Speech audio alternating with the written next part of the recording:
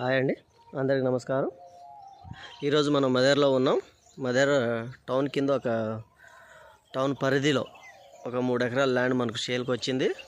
ఈ ల్యాండ్కి సంబంధించి చుట్టుపక్కల ఉన్నటువంటి ఈ ల్యాండ్స్ అయితే మొత్తం వెంచర్లేనండి. అదేవిధంగా మీరు చూస్తున్నటువంటి బిల్డింగ్స్ అన్నీ ఇవి మదేరా.